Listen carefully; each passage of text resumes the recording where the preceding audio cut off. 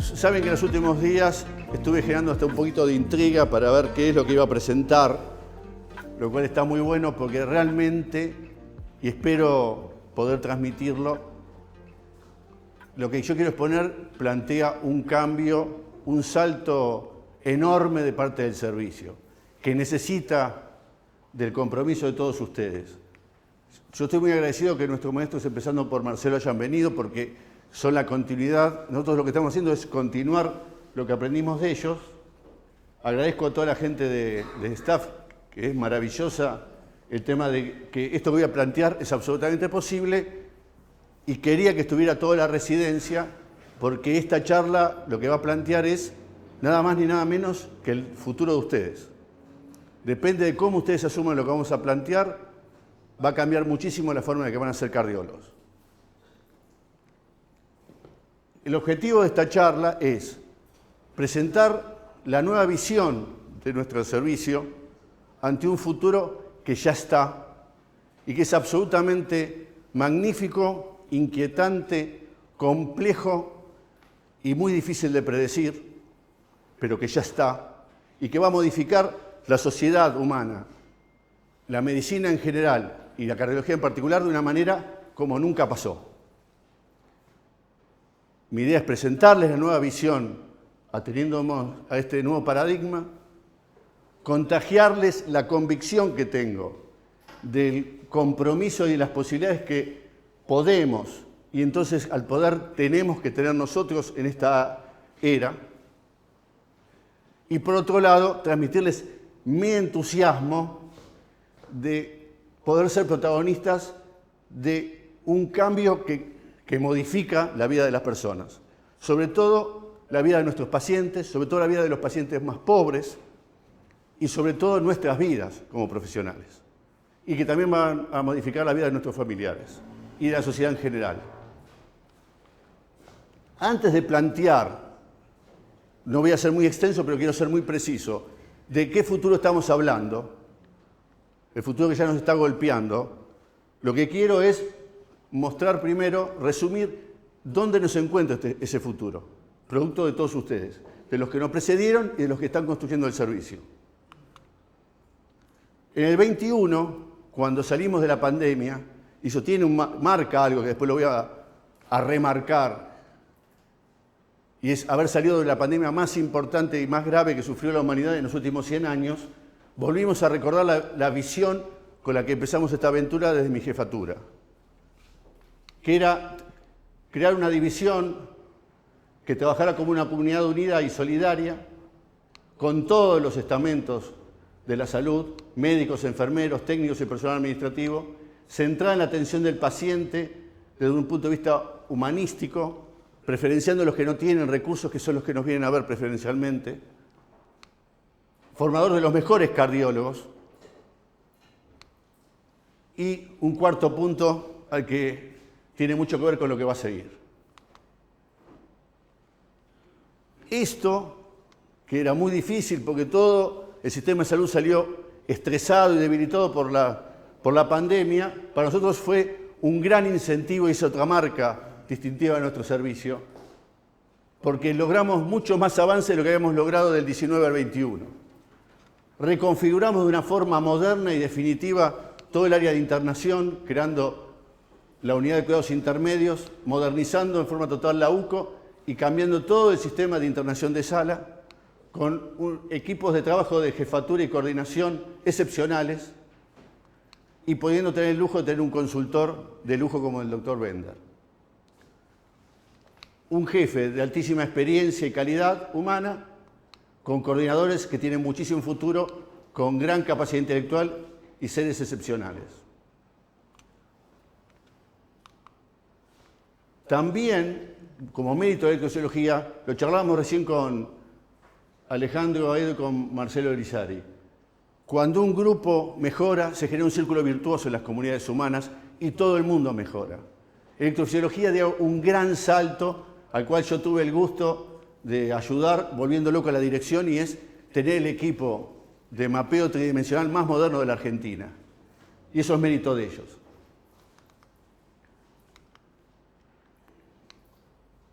Y por eso reformulamos todo el quirófano de electrofisiología del primer piso. Pudimos expandir desde la iniciativa de Rita Tepper toda cardiooncología para que sea ya, como lo es para nuestro orgullo, referencia nacional, continuando ella como consultora, coordinadora Estela y ya como médica de staff Florencia Currao. Creamos el consultorio de insuficiencia cardíaca en el primer piso, por todo lo que significa desde el punto de vista de la cardiología moderna la insuficiencia cardíaca, y mérito de los técnicos, que también se subieron a esta ola, hemos digitalizado todos los registros electrocardiográficos, gran mérito de Juan como jefe y de todo el equipo de técnico. Todos los electros son digitalizados, son transmitidos a la historia clínica electrónica, y lo mismo estamos haciendo con los informes de Ecodoppler gracias al esfuerzo del doctor Hugo Mosto y de todo su equipo.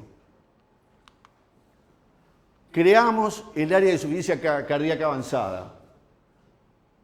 Cecilia, que ya es médica de staff, donó un año siendo instructora de residentes, lo cual siempre vamos a estar agradecidos. Y mientras tanto se formó para ser una persona de altísima capacitación para generar un hospital de día de insuficiencia cardíaca y para tener un consultorio especializado en insuficiencia cardíaca, yendo del consultorio al trasplante. Nos estamos transformando en un centro de altísima excelencia pre-trasplante y queremos llegar a ser post-trasplante. Transformamos, y lo estuvimos viendo hoy, logramos transformar la sección de hemodinamia en una sección de cardiología intervencionista. Y ya no hay vuelta atrás. Ustedes me creían que iba a pasar, ahora me pueden tocar como Santo Tomás a Jesús. La obra está. Ya gastaron 400 millones de pesos, así que ya se va a terminar. Y el equipo está en la aduana, así que no vuelve. Y el equipo es un Azurion 5 de última generación, de lo mejor que hay en el país. Lo único que nos queda ahora es que el excepcional equipo de hemodinámica que tengamos dé todo su brillo. A lo que se le suma el lujo de tener un equipo excepcional de neurointervencionismo. Con Andrea, con Virginia y con todo el equipo. Que va a trabajar con nosotros y que ya lo sentimos como propio. Y el otro punto eso es mérito del doctor Principato y de todo su equipo, Vicky Carvelli, Sete Pazzi, Alejandro Tomati, Manuel Lago, etc. Fuimos el servicio más premiado del Congreso de Cardiología de la SAC del 2024. Porque ganamos el premio Cosio por segunda vez en los últimos 5 años, porque la doctora Sete Pazzi fue distinguida como la mejor investigadora joven de la Sociedad Argentina de Cardiología y porque no pude poner el tercer trabajo excepcional del equipo de ECO que presentó Germán Souto, porque es Vox Populi que hubo un lobby para que lo ganara otro centro. Pero igual la medalla se la dimos porque se lo merece y lo vamos a publicar. Así que 3 trabajos de excelencia, 2 que no tuvieron lobby, que lo vencieron, y otro que ecocardiografía se demostró que es un lobby más chico y más resistente a los mejores. Pero igual felicitaciones a Germán, a Hugo y a todo el equipo de ECO. Las iniciativas en marcha, y ya voy mostrando. Vamos a desarrollar el área de imagenómica, con el tema, ¿qué es imagenómica? Sobre todo los residentes van a encontrar muchos nombres nuevos, que son los nombres con los que se van a formar. La imagenómica es la disciplina que junta la secuenciación genética, la genómica de utilización práctica, con todos los estudios de imágenes, y genera un diagnóstico preciso que tiene que ser manipulado por médicos capacitados para interpretarlo. Con el equipo de neurointervencionismo ya empezamos a trabajar, gracias a Andrea, con los especialistas de Ecodoppler, SPECT, Angiotac y resonancia. El valor diferencial, y nosotros lo aprendimos, pues ya lo vivimos, es que el valor humano supera las limitaciones tecnológicas. Después, el ardor consigue los valores tecnológicos, y de eso vamos a hablar. Hace 5 años era impensable tener un equipo de última generación de hemodinamia, pero gracias a ustedes lo conseguimos. Porque es tanta la presión que al final se vence la inercia del sistema. Esto va en lo mismo. Ecodoppler tenemos. SPECT, ahora vamos a ver, lo vamos a mejorar. Pero si no tenemos Angiotac, nos vamos a asociar con equipos que tienen Angiotac para trabajar juntos científicamente. Porque de lo que somos los mejores son de nuestros cerebros y nuestro compromiso. Y de hecho, una cosa muy interesante, que igual me dio mucho placer, es que muchos de nuestros médicos están creciendo y muchos están logrando cargos de jefatura en otros hospitales, con los cuales estamos haciendo acuerdos porque del ramo somos todos. Y entonces vamos a trabajar con el equipo de Rivadavia, donde la doctora Ciolini ahora es jefa de ecocardiografía, para que tengamos 3D, nuestros pacientes tengan 3D. Vamos a trabajar con el doctor Michael Salamé y con la doctora Sofía Marconi para tener resonancia magnética cardíaca de forma permanente, hasta que, todo indica, el año que viene tengamos ya resonancia magnética en el hospital. Estamos en marcha para la creación de Corazón y Deporte, que va a estar a cargo de la doctora Rocío Villa Fernández, con un gran aliado, un gran profesional, amigo, que es Marcelo Scioldi, el jefe de División de Promoción y Protección de la Salud. Y estamos iniciando, ya tengo el ok de la gente de reumatología, el equipo de reumatología con la doctora Carvelli y la doctora Barral. Otra cosa muy interesante que marca el futuro. En estos 2 años hemos renovado de una manera profundísima el servicio, porque hemos generado nuevas jefaturas de gente de primerísimo nivel, como Mario, como Analía, como Cristiano en hemodinamia. Hemos incorporado gente de altísimo valor, como es un orgullo Andrés se haya incorporado como staff, Andrés Dini a hemodinamia, que junto con Alan forman el trío del Dream Team que vamos a tener en hemodinamia. Dado tanta juventud, verán un nombre acá, hemos mejorado con el doctor Tomati la media de edad del mediocampo para que no se desbalance y lo hemos vuelto a traer al doctor Covelli.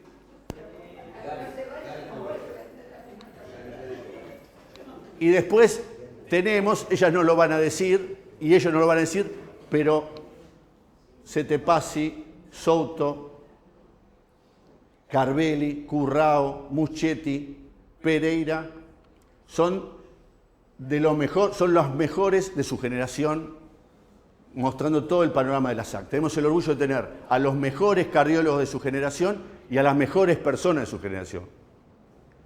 Y otro punto muy importante que empezó, me apuré porque quería que fuera un hito, es que empezó el proceso de designación de la doctora Goyo como médica de staff del servicio, la primera egresada de la UCA.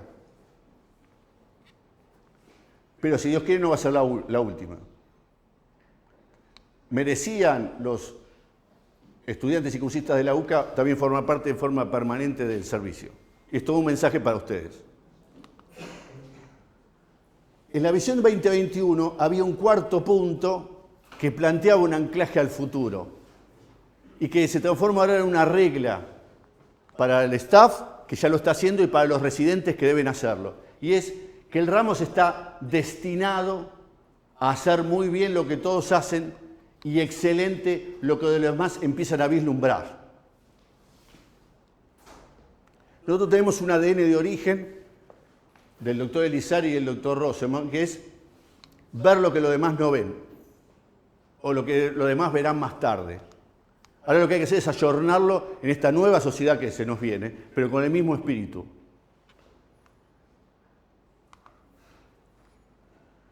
Entonces, se van a acordar todos los médicos staff, pero insisto, muchos de los residentes más viejos, pero me parece importante por la alegoría.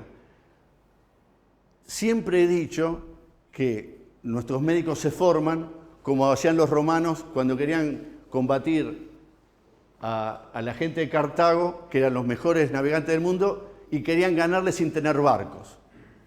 Y entonces lo que hacían ellos, y lo hicieron porque es verdad, es que tomaban pedazos de barcos y hacían a los romanos remar en la tierra. Nosotros a nuestros residentes los hacíamos remar en dulce de leche, pero así salían buenos. El tema es que ahora tenemos los barcos, porque ahora tenemos tecnología. Y ahora vamos al mar. Y viene la alegoría del mar, como le pasó a los romanos. Los libros de los romanos dicen que cuando ellos fueron al mar, lo que hicieron es transformar el mar Mediterráneo en un campo de experimentación. Ningún avance que se produjo en el mundo antiguo les fue ajeno. Todos lo volcaron para durante 30 años ser los mejores. Ese es el espíritu. Y viene a cuento lo del mar, porque si hay algo que se parece al futuro que ya llegó, es el del mar. Por lo imprevisible, por lo variable, por la incertidumbre que crea, pero también por las grandes posibilidades que tiene. Es lo que los expertos, los pensadores de este tiempo, los más destacados, hablan del escenario VICA, que también es un tema que ustedes, si se adentran, lo van a ver cada vez más. El escenario que vive la humanidad es un escenario de volatilidad, de incertidumbre, de complejidad y de ambigüedad, donde están dadas las dos posibilidades: crecer humanamente o devastarnos humanamente. En general, en la historia de la humanidad, cuando hay un cambio tan profundo, y este es el más profundo de la historia de la humanidad, por lo que modifica y por la velocidad con que lo produce, la mayoría es llevado como lleva el viento en el mar, a donde quiere para que encalle. Pero hay un grupo pequeño de personas que tienen lo que se llama en alemán Berghofen. Son los que toman al viento, entienden lo que pasa, entienden cómo viene la mano, cómo es el viento, y orientan las velas para que los lleve a donde ellos quieren y a la velocidad que ellos quieren. Esos son los triunfadores, y esos son los que le hacen bien a la humanidad, los que tienen Berghofen. Ahora, ¿cómo es este futuro? No voy a hablar de toda la situación social, aunque afecta a todos, más de la medicina, fundamentalmente la cardiología. ¿Por qué es una situación inédita? Por la aceleración. Nunca la tecnología creció tan rápido, de forma tan profunda. Había una ley que se llama Ley de Moore, que decía que los microchips se iban a duplicar cada 18 meses. La inteligencia artificial rompió la Ley de Moore. Duplica su capacidad cada 2 o 3 meses. La genética, el proyecto de genoma humano costó $10 millones, 10 años. Hoy puedo secuenciar todo el ADN en poco tiempo y a costo de, me corregirá nuestro querido genetista Hércules, a $1000 o menos. Y puedo hacer secuencias en $100. La ambivalencia, el jano, el poder, el riesgo y el beneficio. La accesibilidad a la información. Nunca, el hombre siempre quiso saber, por eso las bibliotecas, por eso la Biblioteca de Alejandría, pero nunca pudo tener en su mano todo el conocimiento como tienen ustedes, como tenemos nosotros con Internet. Pero nunca hubo tan pocas certezas de lo que vemos. Es lo que los técnicos llaman ruido. Y hay un concepto que se ha consolidado y eso es aprendizaje para generaciones posteriores, que son las que nacieron con los celulares. Estar conectados no es estar comunicados. Y eso va a ser fundamental para la relación con los pacientes. Hay un estudio de Yale que estuvimos viendo con Manuel Lago. Más de la mitad del tiempo de la consulta del médico moderno, que no somos nosotros porque son los comunes, se estudió, más de la mitad del tiempo mira la pantalla de la computadora y no mira la cara del paciente. Eso no solamente es un error humano, sino que es un error médico, y ahora lo voy a explicar por qué. La omnipresencia de las redes sociales. Va a haber cambios en las recorridas y la vivencia de los residentes a partir de ahora. Porque lo que se ha demostrado es que te conectan, pero ha disminuido muchísimo la capacidad de concentración y de generación de ideas. Por eso no va a estar permitido usar el celular mientras es el pase, pero ya tendrán tiempo de más novedades. Ustedes tienen que distinguirse por la capacidad de concentrarse en lo que está pasando con los pacientes.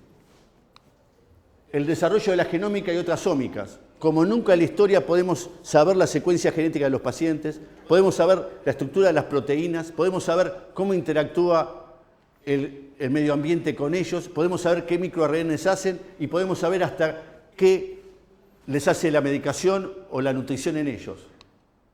Sin embargo, la incertidumbre está en que la mayoría de las enfermedades prevalentes en cardiología están con predisposición genética, no con determinación genética. Y ahí está el último punto, el tema de la inteligencia artificial, su desafío y la mente humana. Este es el mayor avance en la historia de la humanidad. El más desafiante, ¿por qué es desafiante? Por dos cosas. Primero, por la psicología de aquellos que están liderando este cambio, que en general son seres poco empáticos. Se ha hecho un estudio, la mayoría de los dueños de las empresas de inteligencia artificial son seres de poco contacto emocional con el entorno y de poca inteligencia emocional.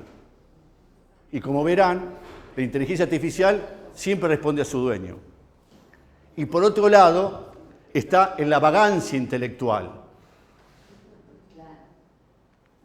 En general, la tendencia es a dejarse llevar por la potencia que tiene y por el gran marketing, porque en realidad, desde el punto de vista científico y tecnológico, no existe la inteligencia artificial. Lo que existen son dispositivos de alta capacidad analítico-matemática. La inteligencia artificial es mucho más. No es solamente analítico-matemático. Y ahora voy a explicar por qué brevemente, porque vamos a tener charlas de inteligencia artificial, pero para ver cuál va a ser nuestro rol. Básicamente en la atención médica. La inteligencia artificial, la más sofisticada, no contextualiza. No es capaz de recibir información de la situación real del paciente, porque no lo toca, porque no lo mira, porque no lo comprende. La inteligencia artificial no comprende y no encuentra el sentido, con lo cual, por eso no duda. Y si un paciente que está muy angustiado, pero miedo a internarse, me dice que el dolor es una puntada acá, pero cuando se distrae me hace acá, la mente humana de un buen cardiólogo describe que es de alto riesgo, pero la inteligencia artificial va a poner de bajo riesgo, porque no contextualiza los gestos y las sensaciones emotivas del paciente, porque es analfabeto emocional. Toda inteligencia artificial es analfabeta emocional. Segundo, no conceptualiza. Melina, porque sos tan inquieta, ¿qué pensarías de una persona que para decirme que esto es un vaso con agua necesita que yo le muestre miles de vasos de distintos tamaños y miles de cantidades diferentes de agua? ¿Qué pensaría de esa persona? Que no está segura de lo que está diciendo. ¿Es muy inteligente esa persona? No, porque una persona te puede decir es un vaso de agua y te la describe perfectamente sin tener que mostrarte la imagen. Bueno, eso es lo que hace un programa de última generación de inteligencia artificial, porque no tiene el concepto de lo que es el vaso con agua. Entonces tengo que mostrarle miles de ejemplos para que cuando yo le muestre otro, estadísticamente vea que es similar. Tercero, al no conceptualizar, no tiene una imagen completa de lo que le pasa al paciente, de la historia por la cual se enfermó, y a su vez no es capaz de traducirle al paciente lo que le pasa, porque no tiene contacto emocional ni interpreta al otro. ¿Cuántas veces ustedes han tenido que cambiar para que la gente de poca instrucción entienda lo que le pasó? Imposible con la inteligencia artificial, o sea, mala medicina. Y lo último, porque es un elemento muy valioso, la inteligencia artificial es un elemento extraordinariamente poderoso e insuperable con respecto a la capacidad de la inteligencia humana en ese factor de analizar cantidad masiva de datos de patrones ya predeterminados y resolver problemas de patrones predeterminados. Por eso siempre le va a ganar al ajedrecista, salvo a los genios que inventen. Porque la inteligencia artificial no inventa y no duda, y al no dudar no progresa. Por eso un famoso filósofo, Byung-Chul Han, dice que la inteligencia artificial no aprende, se perfecciona. Pero viene a cuento por lo siguiente, para no entrar en más detalles, sino en la atención médica. Son excelentes en grandes cantidades de datos, pero la consulta médica de nuestros pacientes es de baja cantidad de datos. Y en eso la capacidad de análisis de los programas de inteligencia artificial son muy vagos y tienen muchos errores. Hay una palabra en los expertos que se llama alucinaciones. Lo que se está viendo ahora es que los programas de inteligencia artificial cada vez tienen más alucinaciones, porque rellenan un bache de conocimiento con cualquier información que reciban, porque la manejan estadísticamente. Entonces se necesita una capacidad de pensamiento crítico y de flexibilidad de pensamiento, única condición que tiene el ser humano, para volcar la información masiva en el caso específico del paciente. Y por último, la inteligencia artificial no es capaz de acceder al paciente para explicarle lo que le pasa. Con lo cual, falla al inicio, me puede dar datos importantes, son muchos, no me permite ver el caso individual y a su vez no me permite canalizarlo a través del paciente. Sin embargo, es una herramienta excepcional, en su verdadero sentido. ¿Cuál es? Un nuevo concepto que la inteligencia artificial no entiende, pero nosotros sí. Y es que es una extensión de una habilidad humana. Como es absurdo querer competirle en velocidad de un auto, es absurdo querer competirle en análisis matemático de gran cantidad de datos a lo que se llama inteligencia artificial. Pero eso no significa que el proceso se lo demos a él, sino que, como pasa con el auto, el que maneja el auto soy yo. Y el que va a manejar la inteligencia artificial para una medicina soy yo, desarrollando otras habilidades. Y ahí está la revolución. Y ahí está lo que tenemos que hacer la diferencia. El médico va a tener que desarrollar otras habilidades. La memoria va a ser importante, pero no es crucial. El ser ordenado es importante, pero no es crucial. El leer artículos es importante, pero no es crucial. Lo crucial es esto. Y es esto. Las habilidades para recuperar el dominio de esta revolución tecnológica. La primera, este es un concepto excepcional de un gran pensador moderno que se llama Nassim Taleb, el mismo que dio el concepto del cisne negro. El cisne negro es un elemento inesperado que rompe toda la lógica de la inteligencia artificial. Porque un algoritmo, llevado a la medicina, un algoritmo me puede decir que la mejor posibilidad para un paciente es el reemplazo valvular por TAVI. Pero el paciente está en un país donde no hay TAVI o hubo una crisis económica, aún más, un cisne negro, por el cual se cerraron todos los centros de TAVI. Es el mente humana que tiene que adaptar la realidad al macrodateo. ¿Qué es el antifrágil? En el mundo moderno, y es un gran desafío para ustedes y se lo vamos a exigir, no alcanza con ser resilientes. Ustedes son residentes resilientes. O sea, aguantan. Pero el grupo que tienen ustedes a su izquierda demostró más que eso. Y pretendemos lo mismo de ustedes. Y es que el antifrágil mejora con la incertidumbre. Son los que hacen la diferencia. Ante una crisis, salen con una respuesta superadora. No la aguantan, la mejoran. Y lo que demostró este servicio es que es antifrágil, porque salimos mejor de la pandemia. Somos mucho mejor ahora que antes de la pandemia. La empatía. Como dije de las dos caras de Jano, podemos tener una medicina mejor o una medicina peor. La medicina mejor es que utilizando la genómica y las ómicas, con el compromiso con el paciente, la inteligencia artificial y otros diagnósticos por imagen, etc., podemos por primera vez en la historia cumplir el gran mandato hipocrático que es atender al paciente, personalizarlo. Nosotros aunque hayamos sido muy humanistas, tratábamos enfermedades como si fuera un saco a medida, como en la época industrial. Ahora podemos hacer el saco a medida del paciente. El paciente es un paciente que tiene una enfermedad, no una enfermedad del paciente. Eso es un cambio copernicano que va a marcar primero a los elegidos y después se irá divulgando en minoría, porque el otro gran riesgo es en la vagancia intelectual y no saber cómo viene el viento, transformar una medicina robótica dominada por las subespecialidades y las imágenes con algoritmos de inteligencia artificial para robots.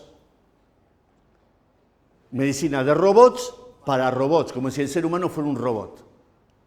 La diferencia está en lo que vimos y en que a la antifragilidad hay que darle la empatía.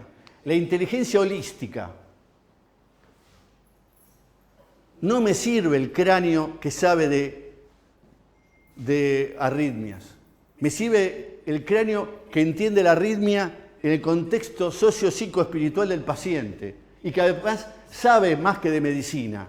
Porque lo que necesito es ver, en este contexto, lo que me hace diferente es entender el bosque, no solamente el árbol. Y de esto vamos a hacer reuniones de capacitación. Alfabetización, por supuesto. Nada de lo que exista en informática nos tiene que ser extraños, por supuesto, pero como una extensión de mi habilidad. agnosifilia. Esto es extraordinario. Nosotros vivimos una época de agnosifobia. Por eso ningún residente, pero no es culpa de ustedes, es culpa de nuestra formación. Cuando no sabe algo, se calla. Eso porque tiene agnosifobia. Tiene miedo de mostrar que no sabe. El mundo que está allá cambió la ecuación. Tienen que demostrar que no saben para aprender. Porque el verdadero médico no es el que tiene las respuestas, es el que sabe hacer las mejores preguntas. Entonces, el miedo a no saber es lo que tiene. Es lógico que no sepa porque tampoco lo saben tus maestros, porque estamos en un mundo de cambio de paradigma, con lo cual todos tenemos que buscar la probabilidad de tener razón. Y para eso tenemos que sacarme el miedo, si no quedo en la ignorancia. Y el otro punto que no lo puse es que la agnosifobia lo que genera es algo que está muy de moda en toda la sociedad moderna que se llama el FOMO. Yo pensé que era muy tecnológico, pero se lo dije a mis hijos y me dijo, sí, papá. ¿Qué es el FOMO? Es el miedo a no estar en la onda. Pasa con las drogas, pasa con, ahora que se llama, faso, porque ahora el faso es marihuana, el pucho es, bueno, eso es FOMO. Muchos jóvenes lo hacen para no estar fuera de onda. Pero también los médicos lo hacemos. Si viene cualquier peragustrán con un mecanismo de logaritmo de la inteligencia artificial, que creemos que es cierto. Y lo más probable es que esté equivocado. Pero como está de moda, viste que todo es inteligencia artificial ahora. Pensamiento experimental. La residencia de Ramos Mejía tiene que subirse a este nuevo rebrote de la investigación que tiene el servicio. Razonamiento crítico. No queremos, los médicos ya lo estamos haciendo, nosotros no debemos ser los que aceptemos a ojos ciegos las sistemáticas o los trabajos últimos publicados. Somos los que lo criticamos y tratamos de refutarlo hasta que nos resulte imposible refutarlo. Y ahí le creemos, porque esos son los que hacen la diferencia. Y aprendemos a darle valor a la información que tenemos. Por ejemplo, miles de ejemplos. El Emperor Preser, la empaglifosina en la función ventricular conservada. Como hay lo que se llama un sesgo de confirmación producido por los laboratorios, se consideró que si bien no bajaba la mortalidad, bajaba el número de internaciones por fallas cardiovasculares. Y se vendió para que usáramos la empaglifosina en fracción de eyección normal. Y cuando vinieron algunos expertos, defendían eso confirmando el sesgo de confirmación. El sesgo de confirmación es que yo investigo para tratar de demostrar que tengo razón, cuando en realidad el investigador moderno tiene que investigar para demostrar que está equivocado. Bueno, cuando uno lee el paper, y eso es lo que ustedes tienen que aprender, se demuestra que hay menor número de internaciones y síntomas cardíacos, pero hay igual número de internaciones. Ahora yo le pregunto al paciente, ¿le importa por qué se internó? ¿O le importa si se interna o no se interna? Bueno, esa respuesta es la que diferencia a los médicos que están subidos a esta ola y los que no lo están. Razonamiento crítico es analizar las consistencias de los supuestos. Van a tener cursos dados por el doctor Manuel Lago sobre la nueva forma de analizar la certeza médica. Y flexibilidad cognitiva. Abrirse a nuevos enfoques. Nada de lo que se produzca nos tiene que ser extraño.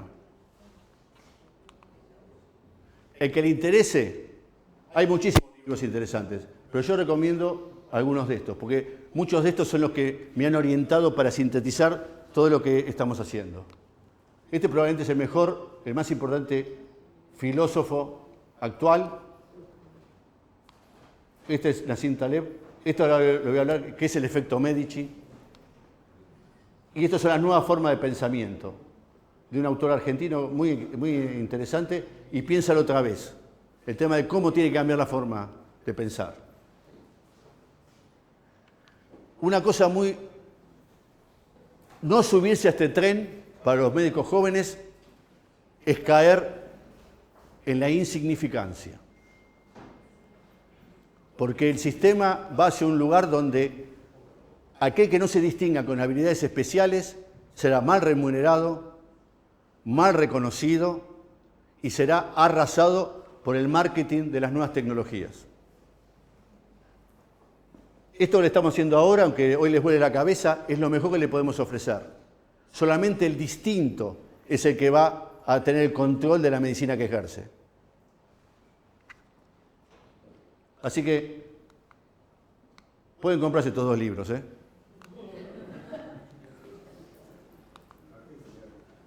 La nueva visión, 2024. Como les dije, cuando hay un huracán de viento y estamos en el mar, muy pocos saben cómo manejarlo.